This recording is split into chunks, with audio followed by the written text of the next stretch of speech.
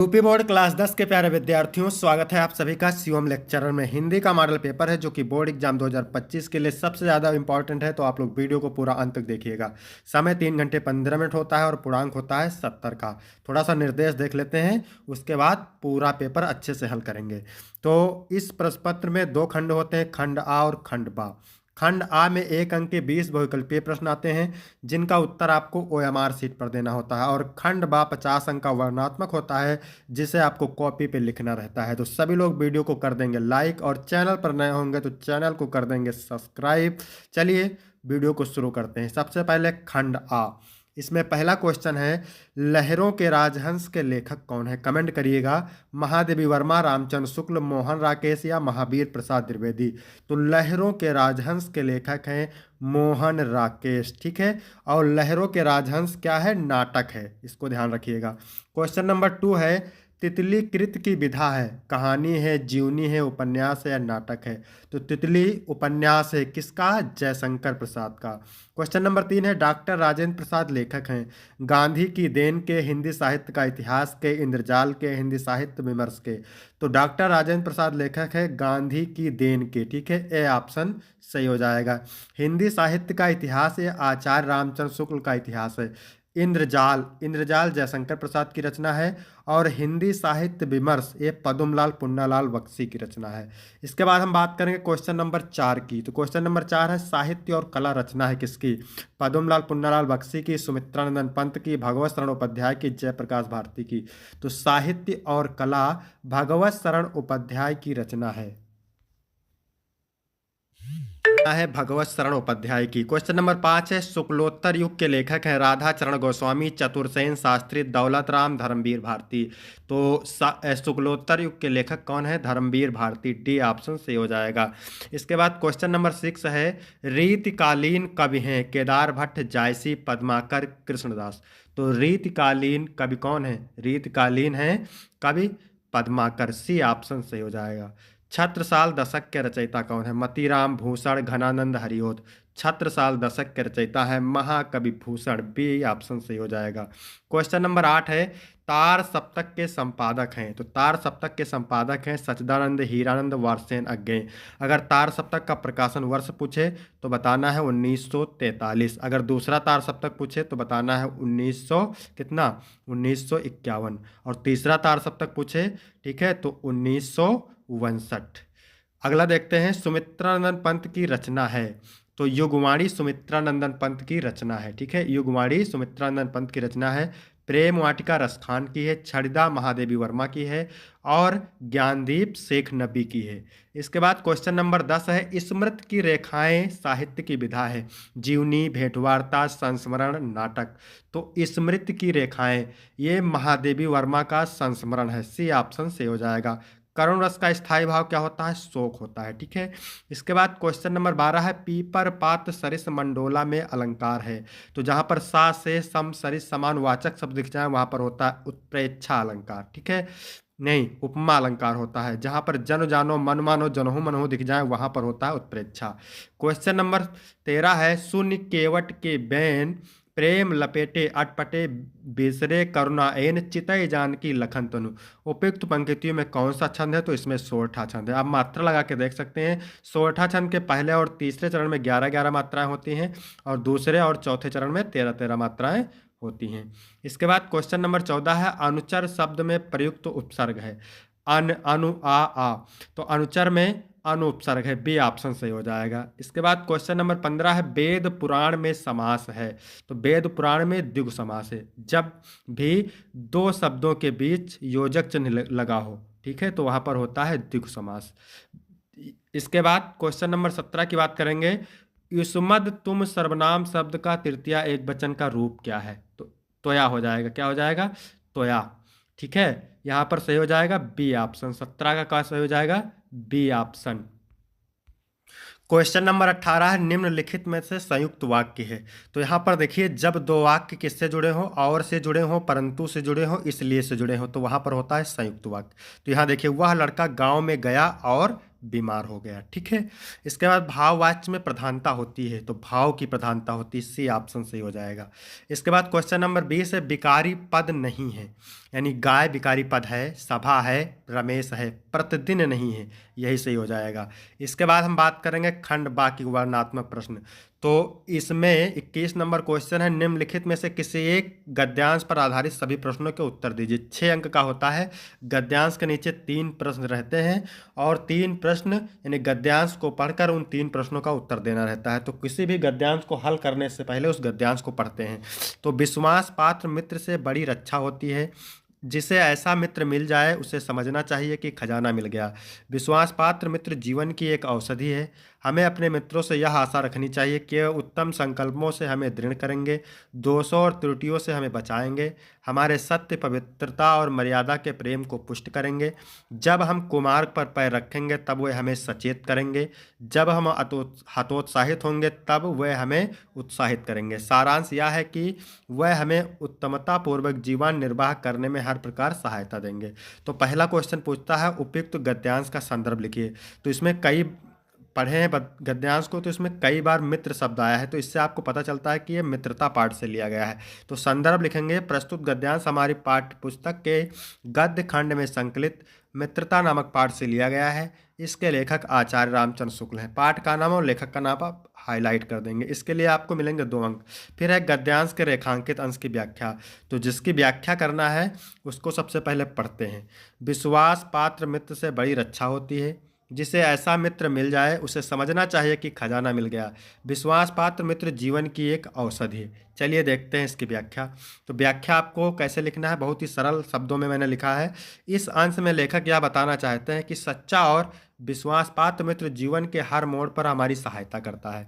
ऐसा मित्र हमें न केवल गलतियों से बचाता है बल्कि अच्छे मार्ग पर चलने के लिए प्रेरित भी करता है। जब हम अपने जीवन में कठिनाइयों का सामना कर रहे होते हैं तब एक सच्चा मित्र हमें हिम्मत देता है और निराशा से बाहर निकालता है। इस तरह का मित्र जीवन की सफलता और सुखदायी जीवन के लिए अनिवार्य होता है। फिर तीसरा क्वेश्चन पूछ रहा है, विश्वास पात्र को जीवन की औषधि क्यों कहा गया है। तो देखिए इसका उत्तर कैसे लिखना है आपको। विश्वास पात्र को जीवन की औषधि इसलिए कहा जाता है क्योंकि जिस प्रकार औषधि बीमारियों से रक्षा करती है, उसी प्रकार विश्वास पात्र मित्र हमें बुराइयों से बचाता है। इसके बाद देखेंगे अथवा वाला। ठीक है, 2 पूछते हैं, आपको एक ही करना रहता है, चाहे पहला वाला करिए चाहे दूसरा करिए। दूसरा वाला देखिए, ईर्ष्या का काम जलाना है, मगर सबसे पहले वह उसी को जलाती है जिसके हृदय में उसका जन्म होता है। आप भी ऐसे बहुत से लोगों को जानते होंगे जो ईर्ष्या और द्वेष की साकार मूर्ति हैं और जो बराबर इस फिक्र में लगे रहते हैं कि कहाँ सुनने वाला मिले, अपने दिल का गुबार निकालने का मौका मिले। श्रोता मिलते ही उनका ग्रामोफोन बजने लगता है और बड़ी होशियारी के साथ एक एक कांड इस ढंग से सुनाते हैं मानो विश्व कल्याण को छोड़कर इनका और कोई ध्येय नहीं हो।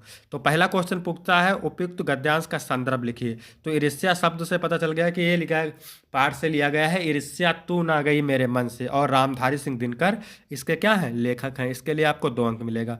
फिर आपको देखना है गद्यांश के रेखांकित अंश की व्याख्या। तो व्याख्या आपको हम बताते हैं कैसे लिखना है। ईर्ष्यालु व्यक्ति के स्वभाव पर प्रकाश डालते हुए लेखक कहते हैं कि जिस व्यक्ति के मन में ईर्ष्या का भाव उत्पन्न है, सबसे पहले ईर्ष्या उसी को जलाती है। ईर्ष्या से उत्पन्न दुख सबसे पहले उसी को भुगतना पड़ता है। यह ईर्ष्या का काम है। ऐसे लोग अपने दुख को सुनाने के लिए दूसरों को खोजते हैं। ईर्ष्यालु व्यक्ति हर जगह सरलता से मिल जाते हैं। वह ईर्ष्या की जीती जागती मूर्ति होते हैं। फिर तीसरा क्वेश्चन क्या पूछता है। तीसरा क्वेश्चन है उपयुक्त गद्यांश में ईर्ष्यालु व्यक्ति की मनोदशा कैसी बताई गई है। तो ईर्ष्यालु व्यक्ति इस मनोदशा में रहता है कि जब उसके दुखों को सुनने वाला कोई मिले और वह अपना दुख पुराण बाँचना शुरू कर दे। सुनने वाला मिलते ही ईर्ष्यालु बड़ी होशियारी से दूसरों की निंदा को एक एक बात बढ़ा चढ़ाकर इस प्रकार बताता है मानो संसार के कल्याण का सर्वश्रेष्ठ कार्य वही है। इसके बाद फिर क्या देखना है, महत्वपूर्ण पद्यांश। ठीक है, तो पद्यांश कितने अंक का होता है, ये होता है 6 अंक का। सेम प्रक्रिया होती है। तो सबसे पहले पद्यांश को पढ़ते हैं और इसकी व्याख्या पढ़ते हैं। उद्धव मोहि ब्रज बिसरत नाहि। हे उद्धव, श्री कृष्ण उद्धव से कहते हैं कि हे उद्धव, मुझसे ब्रज भूलता नहीं है। वृंदावन गोकुल वन उपवन सघन कुंज की छाही। वह वृंदावन गोकुल वन और उपवन और घने कुंजों की छाया की याद हमें सताती रहती है। प्रात समय माता जसमत, सुबह होती ही माता यशोदा अरुनंद देख सुख पावत, और नंद बाबा को देखकर सुख प्राप्त करता था। माखन रोटी दही सजायो अतिथि साथ खावत। श्री कृष्ण कहते हैं हे उद्धव, माता यशोदा हमें माखन रोटी दही और सदा अत्यधिक प्रेम के साथ खिलाती थी। गोपी ग्वाल बाल संग खेलत, सब दिन हंसत सिरात। गोपी और ग्वाल बालों के साथ खेलते हुए हंसते हुए हमारा सारा दिन बीत जाता था। सूरदास धन धन ब्रजवासी जिनसो हित जतात। सूरदास जी कहते हैं कि उन ब्रजवासियों का जीवन धन्य है जिनको श्री कृष्ण से इतना लगाव है। तो इस पहला क्वेश्चन है, उपयुक्त पद्यांश का संदर्भ लिखिए। तो ये पद नामक पाठ से लिया गया है और इसके लेखक क्या है, कवि कहाँ है, सूरदास जी हैं। इसके कवि सूरदास जी हैं। इसके लिए आपको मिलेगा 2 अंक। गद्यांश के रेखांकित अंश की व्याख्या, तो व्याख्या हमने पूरी की बता दिया है। फिर तीसरा क्वेश्चन है, श्री कृष्ण को ब्रज की कौन कौन सी बातें भूलती नहीं है। तो श्री कृष्ण को ब्रज के वन उपवन, सघन कुंज की छाया, माखन रोटी एवं दही खाना, गोपियों एवं ग्वाल बालों के साथ खेलना आदि बातें नहीं भूलती हैं। इसके बाद अथवा वाला देखिए। तो अथवा वाला क्या, जप माला छापा तिलक सरे नए को काम, मन कांचे नाचे वृथा साचे राचे राम। तो यानी बिहारी लाल कहते हैं कि जप करना, माला पहनना और तिलक लगाना, माला पिरोना, इनसे एक भी काम सिद्ध होने वाला नहीं है। मन कांचे नाचे बिरथा, जब तक हमारा मन कच्चा रहेगा, नाचे बिरथा व्यर्थ ही इधर उधर भटकता रहेगा, साचे राचे राम, सच्ची भक्ति से ही राम की प्राप्ति होती है। तो उपयुक्त पद्यांश का संदर्भ लिखिए। तो ये भक्ति नामक चैप्टर से लिया गया है और बिहारी लाल इसके कवि हैं। पद्यांश के रेखांकित अंश की व्याख्या हमने बताया। उपयुक्त पद्यांश का काव्य सौंदर्य, तो इसमें भाषा ब्रज है, शैली मुक्तक है, गुण प्रसाद है, रस शांत है और छंद दोहा है। इसके बाद क्वेश्चन नंबर 23। क्वेश्चन नंबर 23 है, नीचे दिए गए संस्कृत गद्यांश में से किसी एक का संदर्भ सहित हिंदी में अनुवाद कीजिए। 5 अंक का होता है, 2 अंक संदर्भ के लिए, 3 किसके लिए, अनुवाद के लिए। तो सबसे पहले इसका संदर्भ देखते हैं। ऐसा नगरी भारतीय संस्कृत, यह नगरी भारतीय संस्कृत के संस्कृत भाषायश्च, संस्कृत भाषा का केंद्र स्थलम, केंद्र स्थल अस्ति माने है। इति यो, यहीं से, संस्कृत वांग्यम माने संस्कृत वाणी का, चा माने और, संस्कृत माने संस्कृत का, आलोका माने प्रकाश, सर्वत्र माने सभी जगह, प्रसृता माने फैला हुआ है।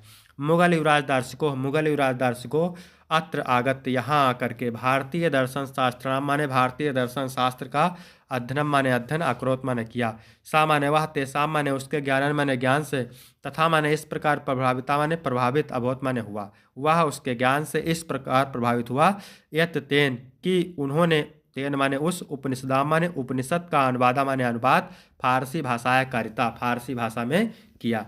इसके बाद देखिए संदर्भ कैसे लिखेंगे, क्योंकि संदर्भ लिखेंगे तभी आपको पूरा अंक मिलेगा। प्रस्तुत गद्यांश हमारी पाठ्यपुस्तक के संस्कृत खंड में संकलित वाराणसी नामक पाठ से लिया गया है। फिर अथवा वाला देखते हैं। तो ये लिया गया है प्रबुद्धो ग्रामीणा से, ठीक है। एकदा बहुआ, एक बार बहुत से, जना माने लोग, धूमयानम माने रेलगाड़ी पर, आरोह माने चढ़कर, नगरम प्रति गच्छत सम, नगर की ओर जा रहे थे। तेस केचित ग्रामीणा, उसमें कुछ ग्रामीण, केचित नागरिका और कुछ नागरिक, आसन माने बैठे हुए थे। मौन स्थितेश, चुप रहने पर, तेस माने उनमें से, एक नागरिका है एक नागरिक, ग्रामीणान माने ग्रामीण की, अकथेत ग्रामीण की हंसे उड़ाते हुए, अकथेत माने बोला। ग्रामीण अद्य पूर्वतः अशिक्षिता, ग्रामीण आज भी पहले की तरह अशिक्षित हैं। अज्ञान च संत्य, और अज्ञानी हैं। ना तेसाम विकासा, ना उनका विकास हुआ है। ना चा भवित शक्नोति, और ना ही भविष्य में होगा। तस्य तदर्शम जल्पनम, उसके इस प्रकार के वचनों को, श्रुत्वा माने सुन करके, को अपि माने कोई, चतुरः ग्रामीण अब्रवीत, कोई चतुर ग्रामीण बोला। भद्र नागरिक, भाई नागरिक, भवान माने आप, यो माने ही, किंचित वर्वित, कुछ कहें। यतो ही भवान, क्योंकि आप तो, शिक्षिता माने शिक्षित, बहुज्ञा चास्त, और बहुत ज्ञानी है। इसके बाद क्वेश्चन नंबर 24 है, दिए गए संस्कृत पद्यांश में से किसी एक का संदर्भ सहित हिंदी में अनुवाद कीजिए। भी 5 अंक का होता है। तो ये अनियुक्त विलासा से लिया गया है। रे रे चातक, हे चातक, मित्र माने मित्र, सावधान मनसा माने सावधान मन से, क्षणम सूर्यता माने क्षण भर के लिए सुनो। अम्भोदा बहो ही संत गगने सर्वे नेता दिरसा, यानी आकाश में बहुत सारे बादल रहते हैं लेकिन सभी बरसते नहीं हैं। केचित वृष्टि भिरादेन तो वस्ता, कुछ बादल वर्षा से पृथ्वी को भिगो देते हैं। गर्जंत केचित वृथा, और कुछ व्यर्थ ही गरजते रहते हैं। यम यम पश्यस तस तस पुरतो मह ब्रूहि दीनम बचा, इसलिए तुम जिस जिसको देखो उसके सामने दीन वचन मत कहो। उसके बाद में, सर्वे भवन्तु सुखना, सर्वे सन्तु निरामया, सर्वे भद्राण पश्यन्तु माँ कश्चित दुख भाग भवत। तो ये भारतीय संस्कृत से लिया गया है, ठीक है। 8वां चैप्टर है संस्कृत का, और इसका संदर्भ लिख देंगे। प्रस्तुत संस्कृत गद्यांश हमारी पाठ्यपुस्तक के संस्कृत खंड में संकलित भारतीय संस्कृत पाठ से लिया गया है। तो यहाँ पर देखिए अर्थ इसका, सभी सुखी हों, सभी निरोगी हों, सभी कल्याण को देखें और कोई दुख का भागी ना हो। इसके बाद क्वेश्चन नंबर 25 है, अपने पठित खंड काव्य के आधार पर निम्नलिखित प्रश्नों में से किसी एक प्रश्न का उत्तर दीजिए। इसके लिए 3 अंक मिलेंगे। तो अलग अलग जिले के लिए अलग अलग खंड काव्य रहता है, तो इसे आप तैयार करेंगे। इसके बाद क्वेश्चन नंबर 26 का है, लेखकों में से किसी एक लेखक का जीवन परिचय में उनकी प्रमुख रचना का उल्लेख कीजिए। डॉक्टर राजेंद्र प्रसाद, आचार्य रामचंद्र शुक्ल, जयशंकर प्रसाद। इसके बाद कवियों में से किसी एक कवि का जीवन परिचय देते हैं, उनकी एक प्रमुख रचना लिखिए। 5 अंक का है, बिहारी लाल, तुलसीदास और महाकवि सूरदास। इसके बाद क्वेश्चन नंबर 27 है, अपनी पाठ्यपुस्तक के संस्कृत खंड से कंठस्थ एक श्लोक लिखिए जो इस प्रश्न पत्र में ना आया हो। 2 अंक आता है, ठीक है, तो आप श्लोक याद करेंगे। 28 नंबर है, अपने स्कूल कॉलेज के प्रधानाचार्य या प्रबंधक को लिपिक पद है तो आवेदन पत्र। इसके बाद 29 नंबर में प्रश्न आते हैं 2 अंक के, चंद्रशेखरा काशित बीरा केन पूजते, वाराणसी नगरी कस्या नद्या कुल स्थिता, ज्ञान कुत्र संभवत। इसके बाद 30 नंबर में है निबंध, 7 अंक का होता है, तो आप देख सकते हैं बोर्ड एग्जाम के लिए मोस्ट इंपॉर्टेंट है। तो सारे निबंध आप तैयार करेंगे। तो वीडियो कैसा लगा? वीडियो अच्छा लगा तो वीडियो को लाइक करें और चैनल को सब्सक्राइब करें। धन्यवाद।